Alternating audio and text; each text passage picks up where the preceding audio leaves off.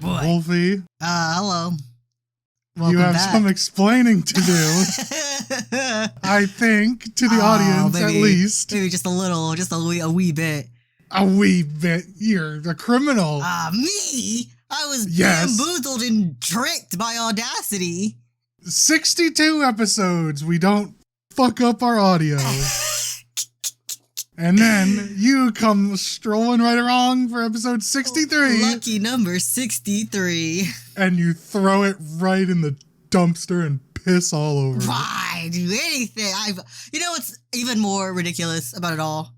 I didn't change a single fucking setting when I opened up Audacity before this call, and it's perfectly fucking fine.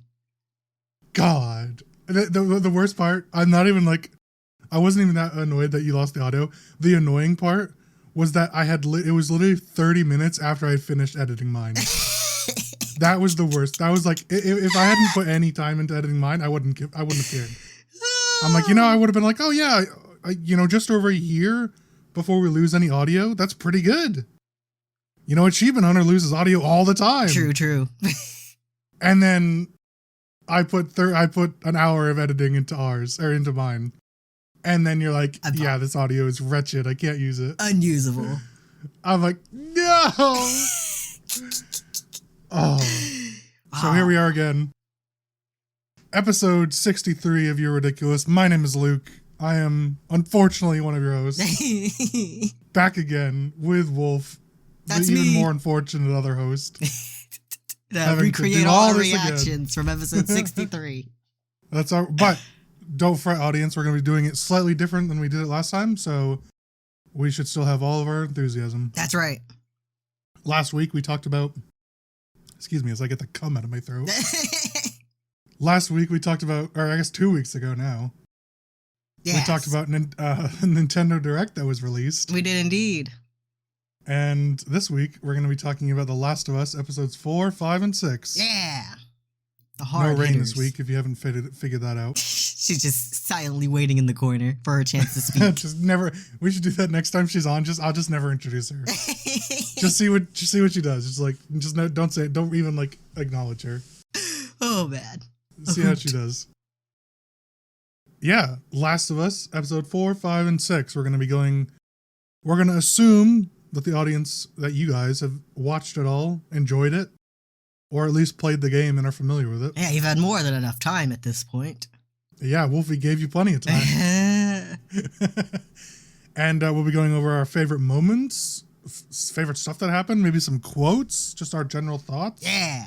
Rather than a recap. So, Wolf, let's get right into episode 4. All right, episode 4. Please hold to my hand. What a weird title. Yeah, I guess apparently it's a song reference, but I don't know the song, obviously. It is, but even when I was told the song, I wasn't familiar with it. Because I also saw that it was a song reference.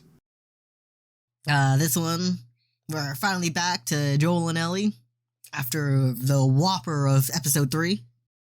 Yeah, that was a good one. Episode 3 was probably my favorite so far. Yeah, that one was a blast. Yeah, and then we get back to them. Finally. Yeah, but they starts off pretty strong. We start with the pun book, don't we? Yeah, but I just meant when it gets into the action. Oh, I see. Maybe 10, 15 minutes in, we get to the fight. Yeah, the shootout. And I really enjoyed that scene. With the dumb schmucks from Kansas. Yeah, the Kansas City resistance. Oh. A couple of them. Yeah, cunts. Also true. My favorite part of that thing was, well, first of all, Joe was like a badass, right? Obviously, always is. But the second best part was after the guy, I think his name ended up being like Kyle or something. Yeah. Doesn't really matter what his name is. Just like starts pleading for his mother. He runs up ready to kill. He gets a little shot in the ass and suddenly it's, oh no, please don't kill me, I'm just a baby. And starts screaming for his mother. Starts screaming at them. It's like, I'll take you to the resistance or whatever. We can trade.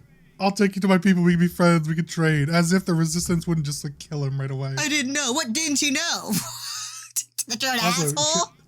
Shout out for Ellie for shooting him in the ass. paralyzing him. Didn't even try to aim high. Went straight for the ass. I just spilled my entire drink all over myself. Klutz. Oh. It'll be fine. I saw people comparing the scene in the game to the scene in the show, as they do with every single episode. Oh yeah, they hyperanalyze. And people say that the game version is better, but I really think that's a case of just they saw the game first, so they think the game is better. Because 100%. What a vast improvement. It's like and the game is just like a basic struggle.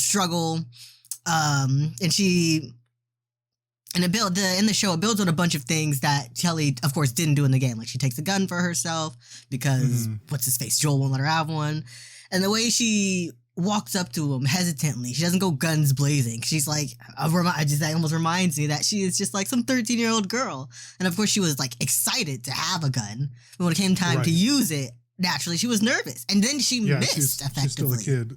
Yeah, she did miss. She's still a kid, which it puts her into a good perspective. And we find out later on in this episode that this isn't the first person she's killed. Yeah. But even still, she's still just a kid, a 14-year-old kid. And it's not easy. And of course, she still bungled it. And she did, yeah. But she did enough of a job so Joel could finish the job. Paralyzed him. Had to hear him beg for his life.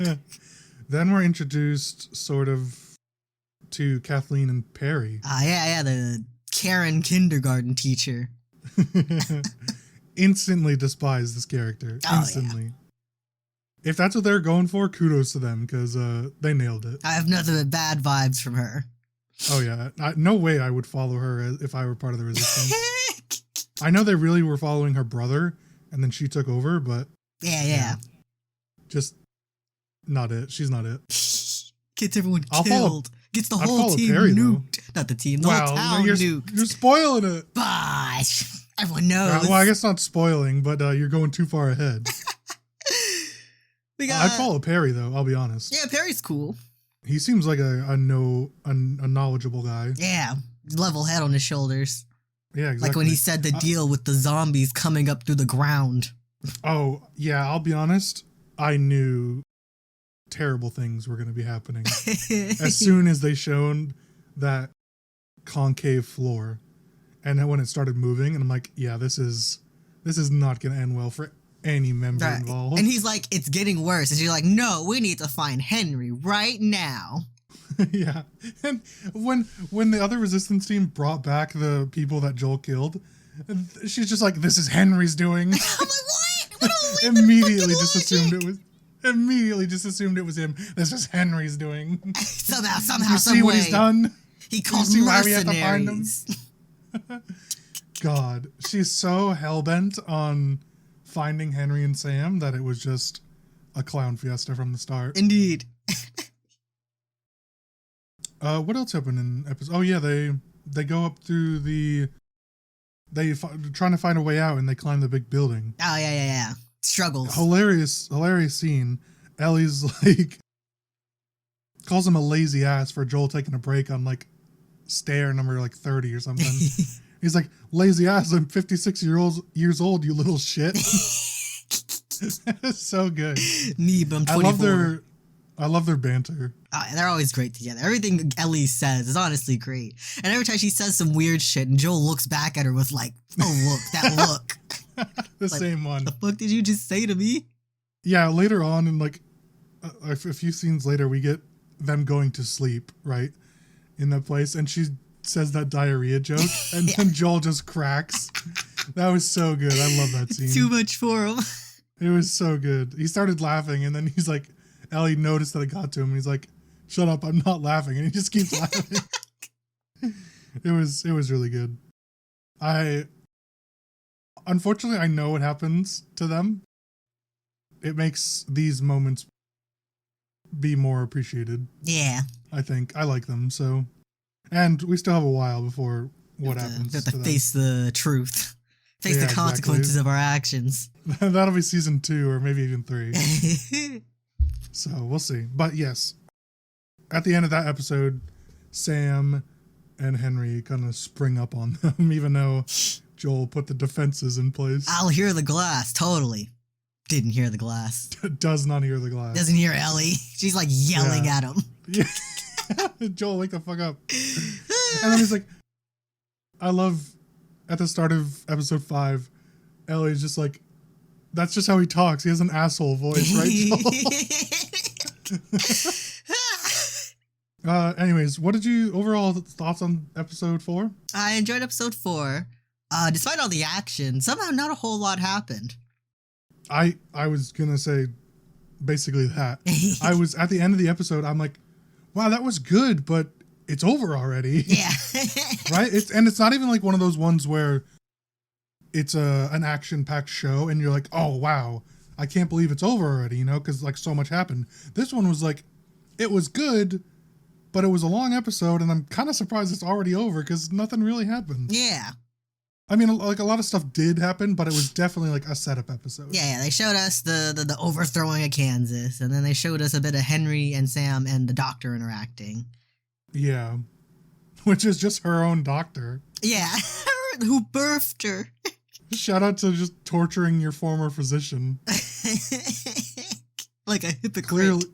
Clearly she has some issues to work around. Indeed. Then she never will. Not just the death of a brother, so.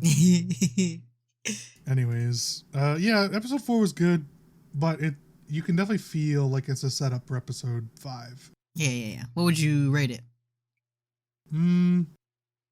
Probably a solid 7 out of 10. Maybe, probably 7 out of 10. Same, honestly. Yeah. Yeah, I was considering like a 7.5 or 8, but it's just not quite there. It would probably be a 6 if Ellie and Joel's scenes weren't so good together. Yeah. Right? Like those scenes really carried it and they were really good. So, however, this, like me saying it could be a 6 doesn't really, you shouldn't take it as like, this was a bad episode, because it really wasn't. Yeah. It's just not that much happened. It was a lot of backstory. It was a lot of setup for the next episode and all important stuff. But it was just like coming off of coming off of episode 3, it's hard to follow that up for anything. So. Yeah.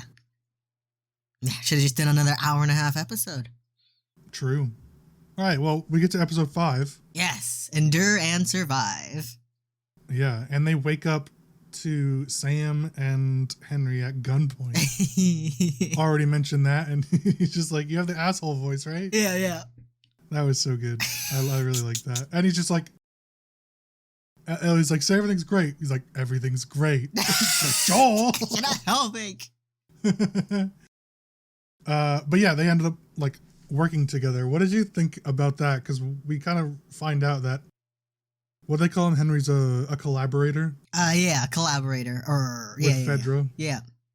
Fedra What rat. he's a Fedra rat, basically. What did you think about that? About his reasoning? I mean, I think that's pretty fair reasoning. And like, it's like, I would probably do the same in this situation. If my younger sibling, or even if my friend needed something that only Fedra could provide, I'll give him some information. Would you sell? So it's a 1-to-1 trade essentially, because you're saving, in this, for easy sake, you're saving me, right? Yeah. You're giving up somebody else, a singular person, for me. And so you're okay morally with that 1-to-1 trade? Absolutely. Because at least in this sort of universe, that whoever you're giving up is not going to be alive. Yeah, they're ruined. You're consigning them to death, yeah. Or if not death, just torture. Exactly, yeah. For further information. You're never going to see him again. Either way, maybe they're alive and in prison, but you're never seeing him again. Yeah. I'd give up someone for my dog. Like, it's because they matter to me. It doesn't matter if it doesn't matter to the rest of the world. It matters to me. Right. But also, I wouldn't begrudge or be like flabbergasted if someone else like wanted revenge on me because I sold out someone they cared about. Mm-hmm. Okay. I begrudge Kathleen for everything else she does, but that's valid. Okay, let me thicken the plot in the question. We later find out in the episode that Kathleen's brother had said, they figured out that Henry was the rat. Kathleen's brother said, don't take revenge. I don't want you to take revenge. I will die and that's okay because the resistance continues, right? Yeah. Now, how do you feel about Kathleen that she's taking revenge and not just, and she's like sacrificing people to take revenge? Yeah. She's doing the thing she's getting revenge for. She's sacrificing all these lives for one person. Right. And that, I think it's especially shitty, and even like it's almost pointless even, because she's avenging someone who doesn't want to be avenged. He was the resistance leader. Death was always on the table for him. Yeah, they signed up for that, basically. Yeah. So to be mad that he died, to hold a grudge against anyone that he died, is kind of ridiculous. Yeah. I also think it's even worse that, like, she decided that anybody associated with Henry also is going to die. Right. Even these brand new people. Yeah, these total strangers who weren't associated with them. Only associated with them because she assumed they were and put them in danger. Right. Yeah. They ended up being like grouped together, but not at all related for the reasoning that she thinks. Yeah.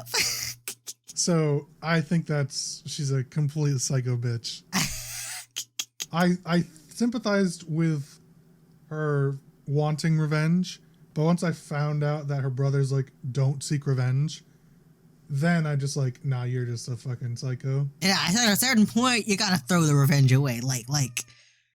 Eventually, they catch up to Henry and the crew, Sam and the crew, and they're faced with a sniper on the rooftop, and he's ass, worst sniper in the world. He's terrible. Joel even says, sorry to cut you off. Joel's like, Ellie's worried that he's gonna get shot. He's like, don't worry, he's a shit shot and it's dark out. So good. And he has missed every shot he's taken so far. Not even close. Not even close. Seamsies. Yeah. So Joel sneaks up behind, knocks him out, takes him out, doesn't just knock him out. I was gonna say, takes him out is more like it. Even offered him to like, hey, just chill for an hour. Yeah. And we'll be on our way. Be out of your hair. And of course, part of that deal. He has alerted Kathleen and the troops, and they're on their way. And to get there, she has her whole little speech about how, like, children die, Henry. And she's so up her own ass. She not only is going to kill Henry, she's gonna kill Sam, she's gonna kill Ellie, and she's probably gonna kill Joel. Oh, absolutely. And so they are, what is this? And then we have this hilarious scene of Ellie firing a pistol at an armored truck. At the plow of the armored truck. Not even at the windshield. Yeah, just like full sprinting and running and turning her back to fire a few shots into the plow. That's gonna stop it.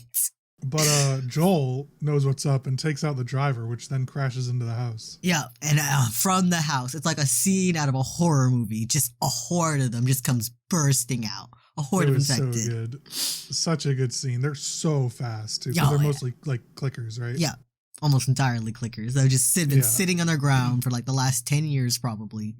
Such a good scene. It was very spooky and very dramatic. Apparently, it was entirely practical. No CGI. Yeah, that's so cool. I was super impressed when hearing that, you know. That's just so awesome. Yeah, obviously not.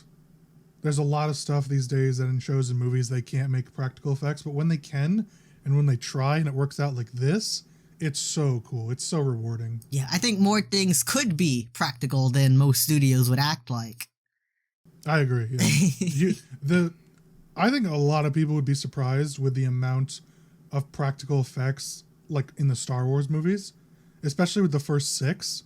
A lot of them, you know, episodes like 2 and 3, for example, were very CGI based. Yeah. But the other ones, the amount of them that were just like very small dioramas and miniatures and stuff like that were filmed super close to make look like they were real, astounding. It's so cool seeing that stuff.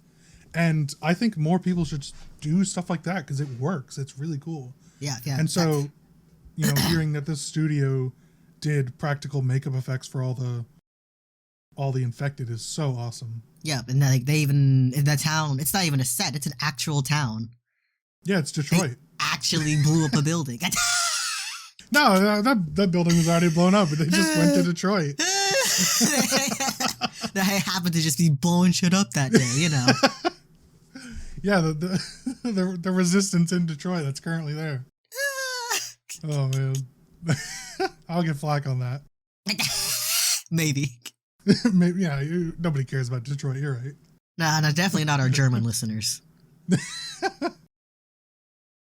Yeah. So I really, when you told me that for the first time, I thought that was hearing that scene being that good was practical effects was so cool. Yeah. Really like that. I hope they continue with that, which I'm sure they will, but Surely. you never know. I really liked the scene where Ellie climbs into the car. Oh, yeah. And then she has this fucking spider monkey of an infected crawling, like not even crawling, like folding over the seats. Like, what is going on? It ran all the way over there, got in the car, forgot how to use its legs. That is, and it's like a child too. Yeah, yeah, like a teenager. Small. Yeah, a teenager. Oh man, yeah, Joel's panicking, Ellie's panicking, he's missing his shots. Yeah, you told me, I mean, you mentioned it in the other one, in the Lost episode. Yeah. But you mentioned that that character is like a professional contortionist. It's the one later. It's the one that attacks Kathleen. The tiny child. Yeah, the tiny one, sure. But still, that's really cool as well. Yeah. She can contort her body like a zombie. Yeah, the real spider monkey child. Speaking of that, I love that scene where Kathleen died. Oh yeah, that child heard her talking shit and came to collect. Kathleen just couldn't let them go. Her whole team is literally dying. Yeah, behind her. Perry just got his head ripped off. Oh yeah, we should probably talk about the bloater. Oh yeah, the bloater finally made it to the TV scene. He's huge. Yeah, big deal apparently. Massive.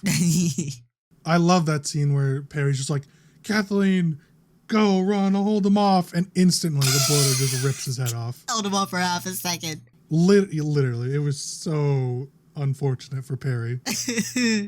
Apparently in the, I was able to listen to the podcast now. They wanted to have him rip in half, but they had to scrap it because humans don't rip in half. So it looked fake every time they did it. Yeah, that's fair. That makes sense. I liked the, wait, which way rip in half? Like this way or this way? Like this way, separate the torso from the legs. Okay. Yeah. Yeah, that, for some reason when you said rip in half, I was picturing like this way. A fucking saw trap. Yeah, like a saw trap or like tearing a paper in half. You know, you have two long left and right sides. There's like a popular anime scene that gets circulated on TikTok where it's exactly that. And it is as horrifying as you would imagine it to be. Yeah, it doesn't sound very good. Props to the voice actor in that scene. Shout out. Either way, I like that they just ripped his head off. I thought that was so... It really puts into perspective how strong the bloaters are because this episode and the previous one, they're setting up Perry to be like a pretty badass dude. Yeah. Like he's the leader of the military for the resistance. He's second in command essentially, as far as we know. And he just gets yeeted. Like he was nothing. But yeah, so do you want to explain what bloaters are for those that may have seen it but don't know? Yes. Bloaters are the like final stage of evolution for the infected. They come to being about like if the clicker, if you become a clicker and the clicker lives to be like 15 to 20 years old, it becomes a bloater. Grows into one. What are the, like, each stage? Yeah, first stage is the runner, where they still look like humans. They have those weird things in their mouth. Ugh, disgusting. And they're a lot of them, it seems a lot of them die as runners, because those are the ones that are making up, like, they're, like, sitting on the floor, and they've become one with the floor and the fauna, and the other ones around them. Yeah. Then the next step up would be a clicker, which is when they lose their vision. Mm-hmm. Is that right? Yeah. Yeah. They become like bats. Yep, effectively. As Ellie described them. Yep. And then from clicker, they become bloater. Yeah, disgusting. Filthy. Oh, just put a bullet in my brain before I turn into any of them.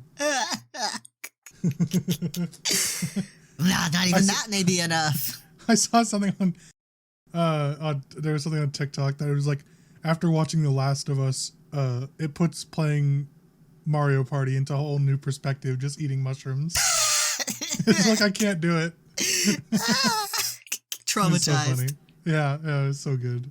And then, after that big action set piece, we get to the end of episode 5, which, like, I surely saw coming, but I didn't want it to happen. I foolishly thought they'd live happily ever after for the next few weeks, do some adventures together, and then part ways. That did not happen. It was not meant to be. As it turns out, Henry was bitten. Sam was bitten. Sam! The child. Sam was bitten, the mute. Oh, we haven't really talked about that, but I think that's important. Oh, yeah. In the TV version, Sam is deaf. Yeah. And so you watched the podcast. Do you want to explain, like, their reasoning behind that? Yeah, I have thoughts on that. Yeah, the choice to make him deaf, he's not deaf in the game, kind of came about. Part of it was they were going to explore these pair of characters more, so they should be more. And the director/writers were inspired by something else, a different piece of media they'd seen, where it was 2 deaf people, and how that deafness really isolated them from the rest of the world, because they can't really communicate with the rest of the world, because shockingly, somehow, ASL is not that much like common knowledge. Yeah. You think they teach it in school the way they teach Spanish.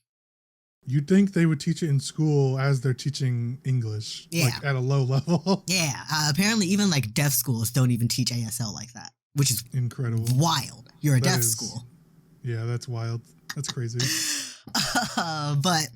And so that's the kind of what they're going to, that it's Henry and Sam against the world. And in Sam's case, he is like, it almost makes him extra dependent on Henry because he can't communicate with the rest of the world. Yeah. So what do you think about them introducing sets of characters and not so much exploiting the character, but expanding on the character and how they want to make them more of a story presence? They've done this with Frank and Bill, and they've done this now with Henry and Sam. I like it because without expanding on these NPCs that like had optional stories that you can just kind of stumble across, or you meet them for like 10 seconds to do a quick interaction with. I think it's better this way for the TV show, because if I wanted to watch the Joel and Ellie show, I'd just go play Last of Us. I think it would feel really hollow as a TV show if we didn't expand upon the people that they met. That's fair. I think I liked how they did these 2 sets. I think if they're going to continue to expand upon characters that were not expanded upon in the game, they need to not kill them the next episode. I know! Because I'm getting really tired of it. And I think not only like do I want these characters to succeed to some extent, I also am expecting it. Like, I expected one of the 2 of Sam or Henry to not make it out of there alive. Yeah. Just from how I experienced Sam, or how I experienced Bill and Frank. Yeah. So I like what they've done so far, but they can't make it a pattern. They've done it twice too many. Yeah, I watched Sam's death scene for the first, like, a video game death scene, and boy, was I shocked to find out that he's not deaf in the game. I was so surprised. I'm like, this motherfucker's spitting. What a surprise. It was wacky. Oh, man. I'll tell you, though, his death scene in the show, like, I was expecting him to turn around in the morning after they did that whole Blood Brothers swap. Oh, yeah. If she wasn't immune then, now we know for sure after swapping blood with him. I was expecting it, obviously, for him to turn around and be infected, but it still caught me off guard and still spooked me. The way he just, like, lurched at her immediately. Yeah, he was so quiet. He's just silently staring at the sun. Yeah. Went the whole night without attacking her. He's got to grow that fungi. Yeah, which makes me so sad, because it means at some point in the turning, even a child knows they're turning, without even knowing really what turning is. Yeah. Well, he even asked, like, Ellie before it happened is like, if you become the monster, are you still the same person inside? Yeah. He's Devastating. like, oh yeah, it was rough. And then, Henry picks up the gun. Yeah, Ellie's shrieks. My God. Very, that really sold me on how terrified it was. They were very convinced. Yeah, Ellie shrieks are the whole thing. And the sort of, it wasn't so much it was like a cry or a yelp when Henry turns the gun on himself. Yeah. That was the worst part. Like, her actual genuine fear from Bella Ramsey, the actress, was very convincing and it hit home. Yeah, it's such a frantic scene too, and it's so funny. Because I think in the game, it's almost not as frantic because it has to stop to wait for, player input. Right. And it's like, everyone's screaming, everyone's panicking, Henry's firing off shots at everyone to like keep them away from Sam and Ellie. And you're like, what is he gonna do? Is he just gonna let this happen? And he just blasts them, and he's so shocked at what he's done. He's like, he's so shocked, he's talking in third person. He is. He's like, what have you done? What have you done? And Joel thinks it's, what have you done, Joel? Yeah. Not, what have you done, Henry? And, then he just turns the gun on himself. He can't even, his whole thing for the past years, his whole world has been protecting Sam. And now he's got nothing to protect. Yeah. What did you think of this episode? That was a great episode. Solid, 9 out of 10. Yeah, this is an easy 9 out of 10. It really builds really well. The setup of them going into the tunnels, finding out that there's really not much there, not much interesting happens, and then it builds to the city, or to their escape into the release of the Horde, and now Kansas City has fallen once again. Yeah, the history books are gonna write this so wrong. They're gonna think the world, the come up failed. That's right. Oh man, when they said they pushed those clickers underground, they meant underground. They sure did. They were effective at it. Yeah. They got all of them. Oh man. Yeah, so episode 6. Oh yeah, Kin. Yeah, that makes sense. This one opens real funny. Oh my god, spin-off series of that couple. We need it. Of the old man and woman. Just vibing throughout the apocalypse they didn't know was coming.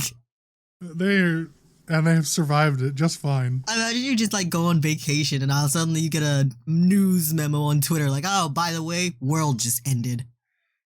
They're fine with it. They don't need anybody. Oh, that's right. They were hilarious. They're like a funny, crotchety old couple. He's like, you made them soup? They were hungry. It's so good. He's like, did you tell them the truth? She's like, yeah. He's like, are you telling me the truth? So funny. Oh man. You tell them the truth? Yeah. Is that the truth? It's so good. Oh man.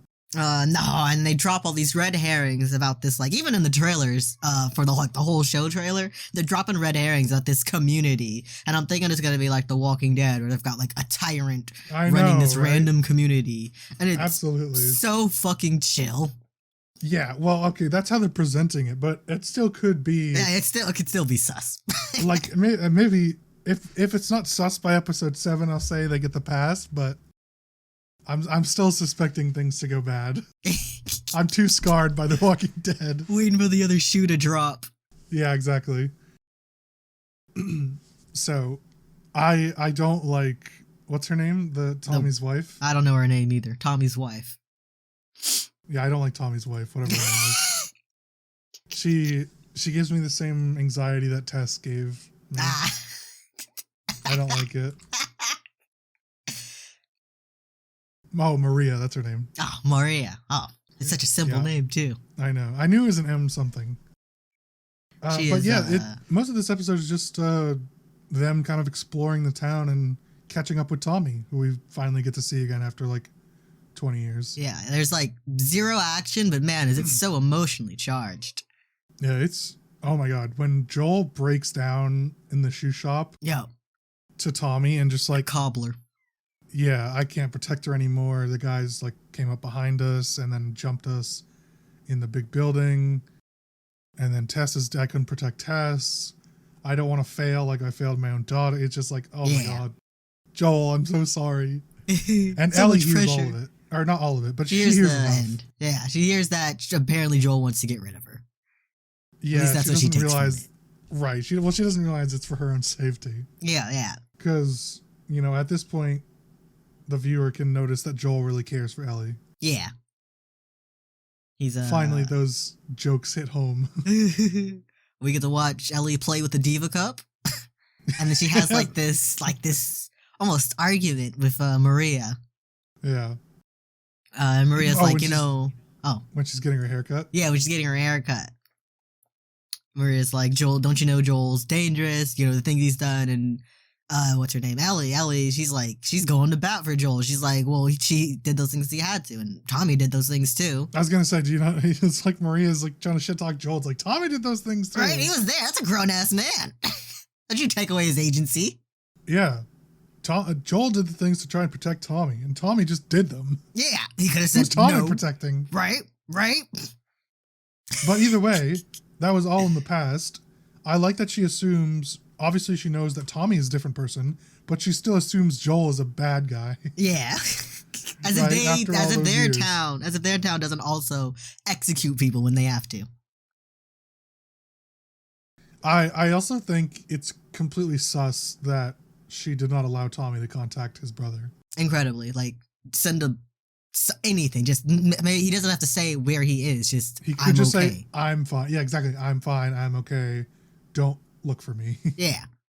Or just anything. I'm okay. I'm alive. Yeah. Anything.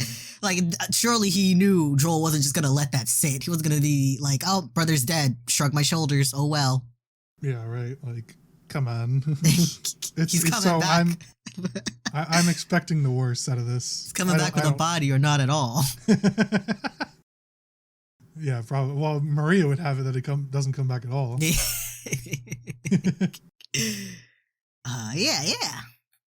The last thing I want to talk about for this one, so I think when they get to the college and they meet the Raiders. Yep. I thought it was completely unrealistic that Joel took the knife out of his stomach. Oh, yeah. What was he thinking? He's an experienced person. He's lasted this long. He obviously knows how to fight to some degree and how to defend himself. There's no way from a logical standpoint that he thinks it's okay to take the knife out of his stomach. Yeah. For those that you don't know, if you're stabbed the way he was, at any point of view, you don't take whatever is in you out of you until you're ready to suture it. Yeah. Because it maintains the pressure and stops the bleeding. Yeah. And if it's something serrated, you do more damage taking it out. Yeah, exactly. Which we obviously don't know. Well, I guess it was like a bottle or something. It looked like the end of it looked like a steak, honestly. Okay. Yeah, it was like a wooden steak. It was a fashioned weapon. Yeah. Something cobbled together. A little shiv. Yeah, a prison shiv. Yeah, obviously it was completely noob and dumb. It took me out of my suspension of disbelief, actually. I'm like, why did he do that? I guess to show off to Ellie, but my God. Yeah, he's like, I'm fine. Let's get on the horse. I'm big caveman. I'm what is this? Nothing. I thought it was so noob, and I was so mad about it. But so you watched the preview for the next show, right? I did indeed.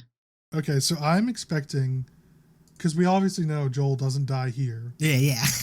So I'm expecting either Tommy comes to his rescue or a bunch of people from the town come to the rescue. I don't think the Fireflies are going to come to the rescue because they're in Salt Lake City right now, or they're suggested to be in Salt Lake City. Yeah, somewhere in Utah.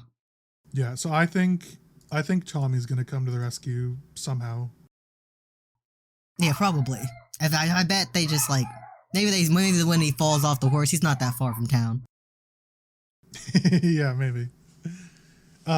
Genuine fear from Ellie, though. Oh, yeah. She's like, what the fuck am I going to do if you're dead?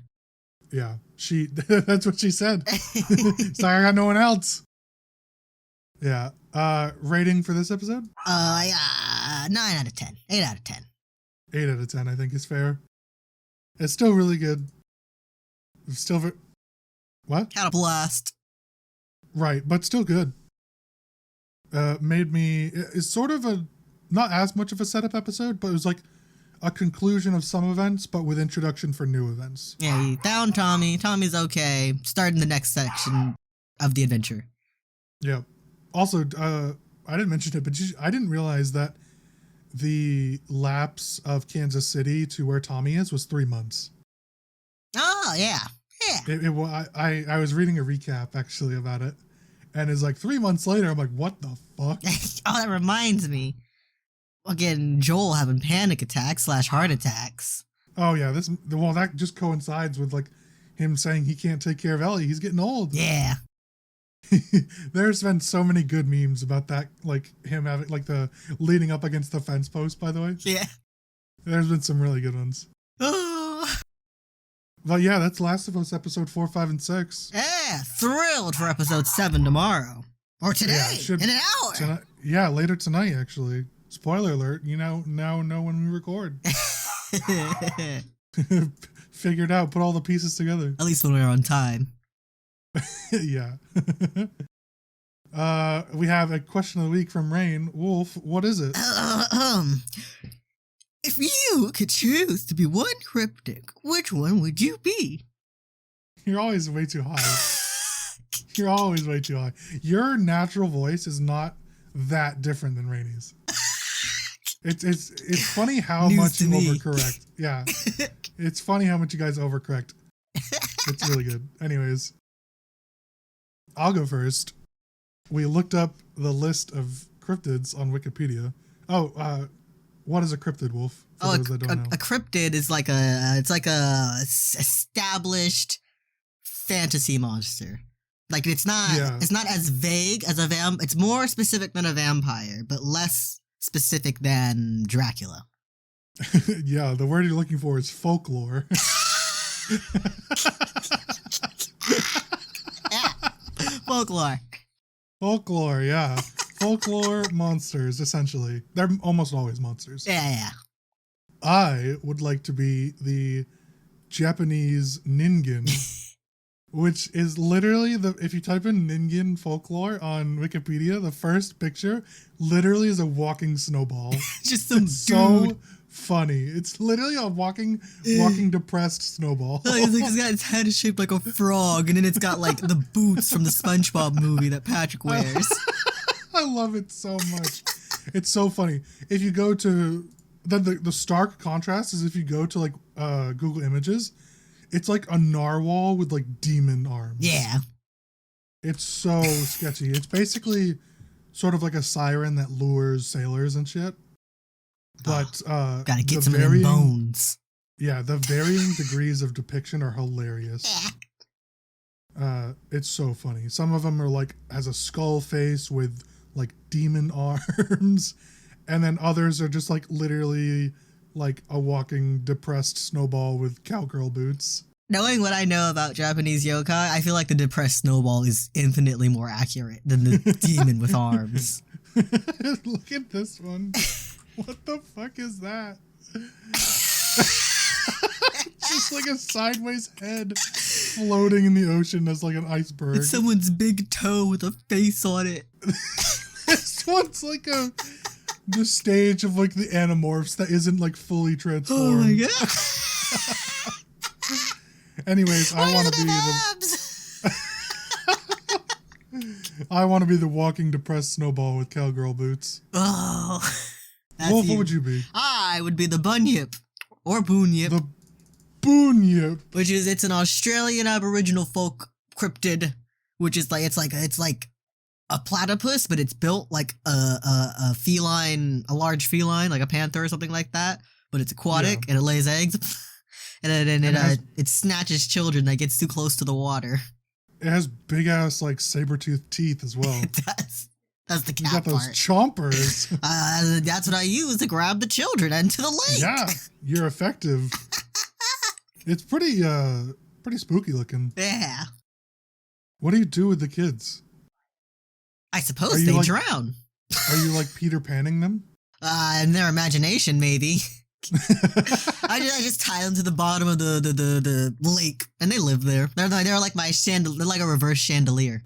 You're just like doing that scene from SpongeBob where he just stays inside. It's like the gang's all here. That's right. I got Chip, Penny, and used napkin. It's just like different kids tied to the bottom. Playing underwater Monopoly for the rest of eternity. Take it away, Penny. Oh man, what would Rainie pick? Oh man, Mothman probably. Oh, you're probably right. Rainie is a big, exudes Mothman energy. I think I'd assign her Wendigo though. A cautionary tale. Just stay away from her. That's fair. That's why she hasn't been on the podcast. Yeah. She partook in the flesh. Yeah. Although I guess I'd be the one ended up turning into a Wendigo. Wow. No, if you're not on the mountain. Oh, true. You're in Australia. You're fine. You got the stay pass. under the water. Consuming the flesh is okay if you're luring underwater. Sailors to their death. That's a depressed snowball. They want the snowball-lissy. They're distracted by the sequins on my boots. Do those boots go all the way up, honey? Why, yes, they do. Oh, you're a monster. Oh, man. Well, Wolf, with that, take it away. Are you dying? I'm Wolf taking things away. Thank you for watching episode 63 of You're Ridiculous. If you liked all that, be sure to hit the like, comment, and subscribe button. Be sure to hit the bell so you get notified of the next episode. If you liked all that, you can follow us across the internet on the main cast on It's Ridiculous_cast on Instagram and Twitter. You can follow Lucas at 7AngryWasps with an E, and you can follow me at Rainbow Does without the W. If you're watching on a podcast website, be sure to hit the plus and give us 5 stars to support the show. See you guys all again next week. Say goodbye. Goodbye. Bye.